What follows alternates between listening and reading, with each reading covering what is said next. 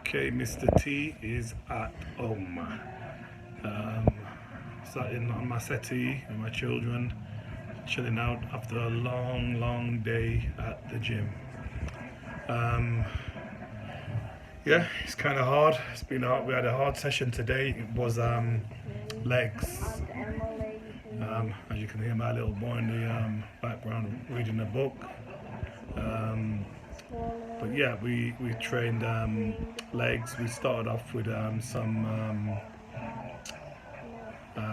45-degree leg press. We did 30 reps per set. One of the things I like to do, I've always done this since I was top amateur turned professional. This is the type of method I've used for many years, is using a reasonable amount of weight. Put my teeth back in, and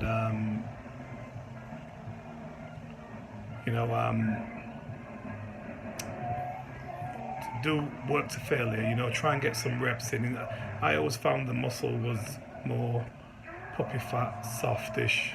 You don't have the deep cross gyrations when you diet down by doing 10, 12 reps. I know, okay, some people say, that's how they like to train, and I'm not gonna say anything about the way that they approach their workouts. But for me personally, and for some of my clients, we like to work to complete failure, exhaust the muscle, break down every fiber under control, isolation, and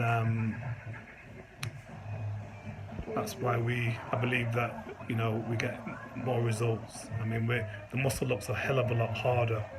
I remember when I was competing, or even if you look on YouTube and videos, I mean, you used to see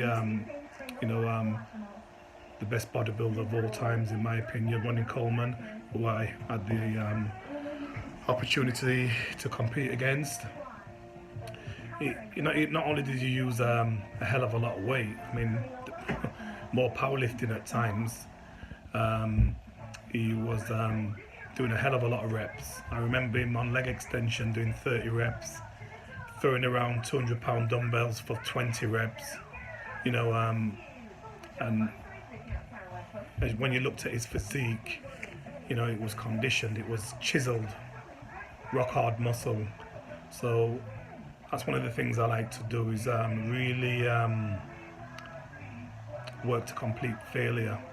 Once I've done my warm-up set, 2 or 3 warm-up sets, stretching and so on and so forth, I like to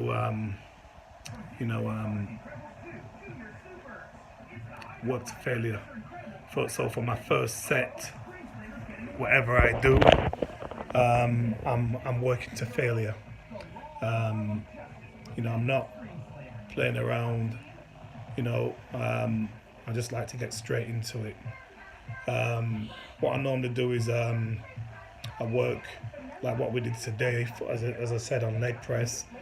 We went to, 8, 10 plates for 30 reps, and then we increased it, a couple more plates, went again for 30 reps, we increased it, and then we did our maximum set to failure, 30 reps again.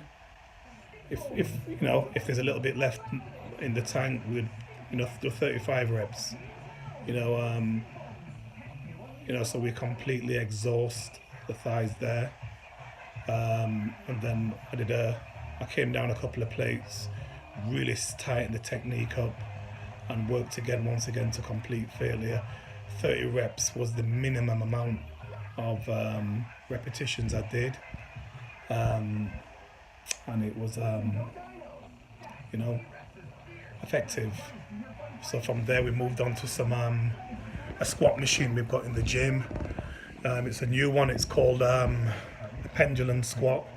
It takes all the pressure off your back, We've got one down at my gym, which is the Olympia Muscle and Fitness Centre.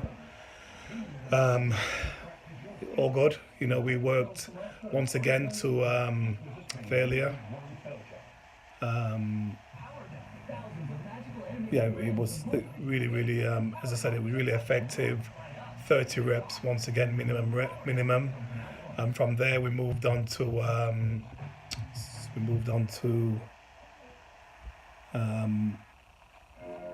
what do you call it? Leg extensions, and we worked once again 4 rock solid sets to failure. And that was the quads done. 12 sets hitting quads, legs fried. We'll come back in on Friday to do round 2, and that's the back of the legs.